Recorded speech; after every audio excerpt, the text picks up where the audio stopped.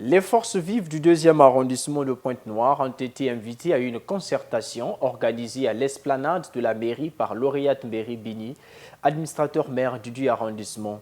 Profitant de la circonstance, elle a exprimé sa gratitude au président de la République pour sa reconduction à la tête de Mvumvu. 2024 doit être différente des années précédentes dans le 2e arrondissement de Pointe-Noire. Fort de cette logique, Lauriate Mberi-Bini a réuni les forces vives de Mvumvu pour une concertation placée sous le signe du vivre ensemble, mais dans toute la rigueur, afin d'ébaucher un plan annuel de travail pour résoudre tant soit peu les multiples problèmes auxquels sont confrontées les populations de Mvumvu, de la santé à la formation qualifiante, en passant par l'assainissement, la salubrité, les nuisances sonores, l'éducation, la jeunesse, les antivaleurs et la sécurité. La concertation a eu toute sa quintessence. Beaucoup de gens pensent que c'est l'État qui doit venir faire certaines choses. Donc je voulais qu'ils puissent me dire ce qu'ils avaient dans leur fond. Et ce que nous avons eu, nous le mettrons dans notre plan d'activité pour permettre à ce que l'on puisse réaliser aussi cela. Parce que c'est ensemble que nous pouvons bâtir Mvumvu, ensemble seulement que nous pouvons faire que Mvumvu prenne la place que nous souhaitons, la première place. Ce n'est pas facile, mais nous allons y mettre un peu de notre volonté. Pour que les propositions faites au cours de cette concertation n'accouchent pas d'une souris, un bilan se fera à la fin de 2 trimestres. Déjà, quand on sera au semestre, il y aura une autre activité pour qu'ils nous disent s'ils ont réellement vu des changements après les 6 mois.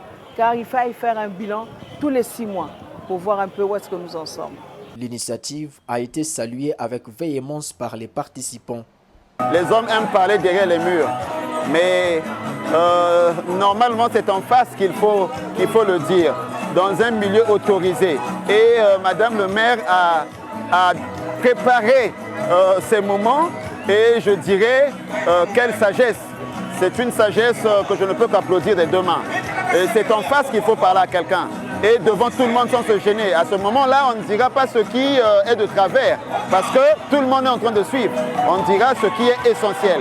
Et à Madame le maire de bien noter et de veiller à considérer chaque point, même si elle ne va pas arriver à résoudre tous les problèmes, mais au moins qu'elle dise que j'ai commencé ici, je me suis arrêté ici, faute de.